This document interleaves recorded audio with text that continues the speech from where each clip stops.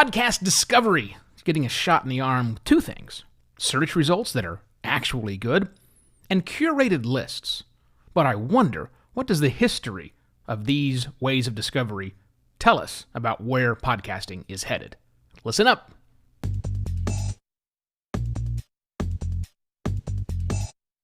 Hello and welcome to another Podcast Pontifications with me, Evo Terra. I'm going to take a break from punching up at Apple, hi Steve, and talk instead about the future changes that are coming to the industry. You may have missed the news, but search is about to work. Seriously, search in-app is about to work. We just heard from Apple. I talked about it, I think, on the last couple of programs. They're going to be churning through the actual contents of audio files so that Apple, can serve up relevant episodic information, episodes about podcasts, based on the contents actually have the audio and not just the way the content was described with a title tag. We know that Google's already done this. Well, sort of. Google is doing this. Google is also translating content behind the scenes. They've said this for a while. And are now serving up playable podcast episodes in their SERPs, search engine results pages. They're not the only ones that are doing this. Other people are working furiously behind the screens. Behind the screens? Yes, behind the scenes to take advantage of these same sorts of technologies. So in the future, search is going to work. Let's put a little place mark holder there on that, and I will come back to it because I think what we mean by search might be two different things between what you and I, podcasters, think about searching.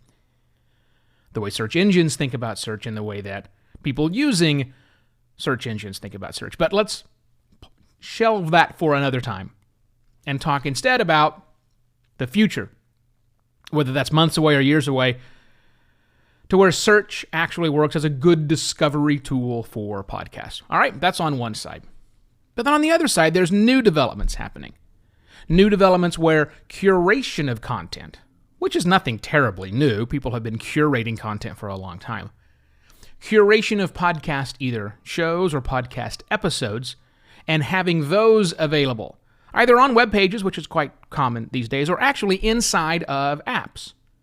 Spotify has announced recently their plan to release curated lists, curated playlists of podcasts, podcast episodes, or podcasts. Which do we mean? Do we mean podcast the whole thing or podcast episodes? We don't know. It's a limited release right now, and they're trying it out, which makes a lot of sense for Spotify, because I would argue that one of the powers of Spotify is to just grab a playlist and have that playlist play, as opposed to going through and selecting your own individual albums or individual songs. Same thing. If you're into a certain type of podcast, maybe a playlist works. Okay. Again, I want to shelf for another conversation. What do we really mean by that? Do we want to play all 127 episodes of one podcast? Huh? Are we just looking for individual episodes? How does that work? So there's some question marks right there. But I want to shelve both of those conversations and want to look at this from the perspective of the dominant models here of having a curated list or having search engine results that display the right kind of content.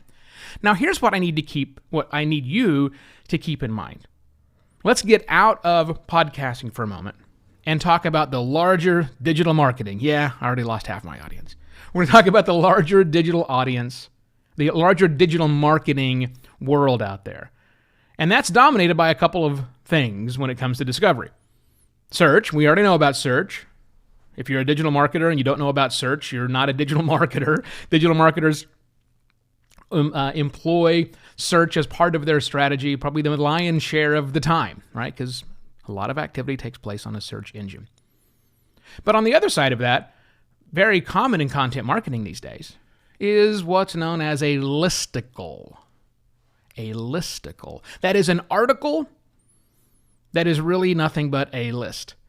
Top 10 places to get a great donut in Phoenix. I have searched for that and found that and consumed donuts at most of those places. So listicles definitely work. However, listicles kind of suck.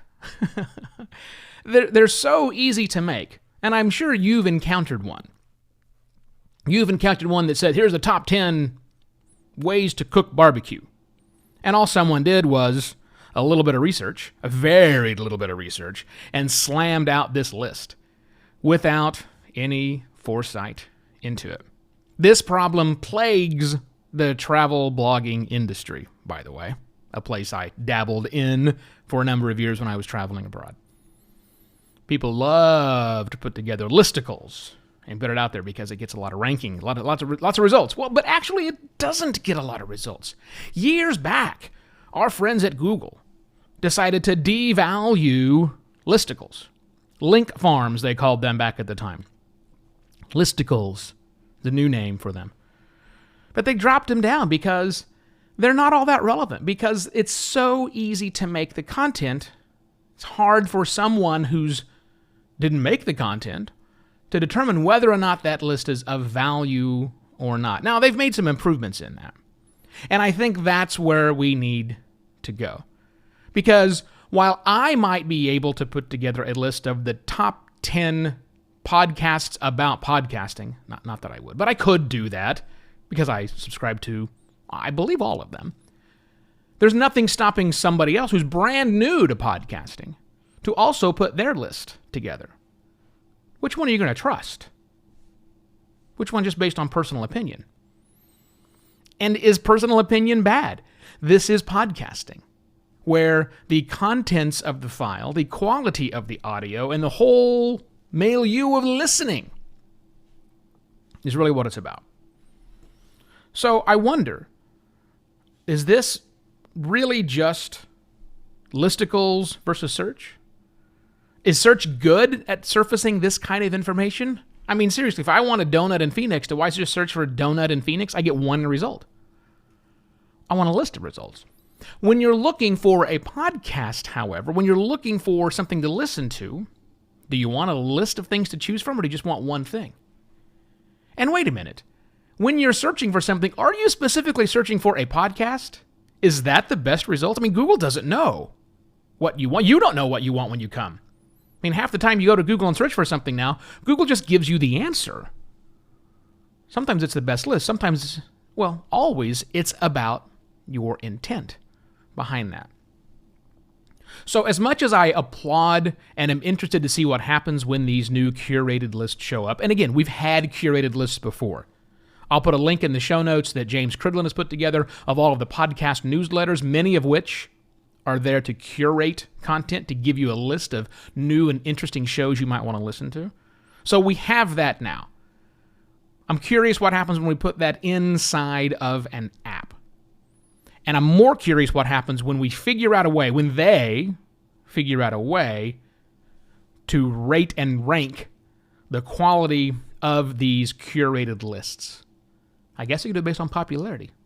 How many people follow that list and actually listen to the content through that list. It's an interesting play in this world of podcast discovery.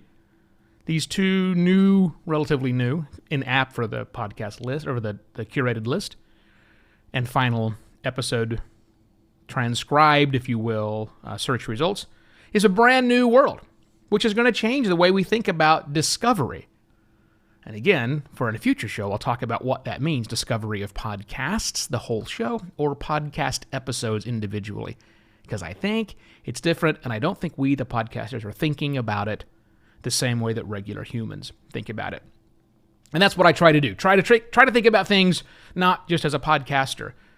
If you happen to be a business and you're looking for someone to help guide you through the podcasting process for your business, either existing podcast or starting a brand new one, this is what we do over here at Simpler Media. Please get in touch. evo@podcastlaunch.pro reaches me, and you can go to our website, podcastlaunch.pro, to see a list of all the services that we are currently offering our clients. I shall be back tomorrow with yet another podcast pontifications. Cheers!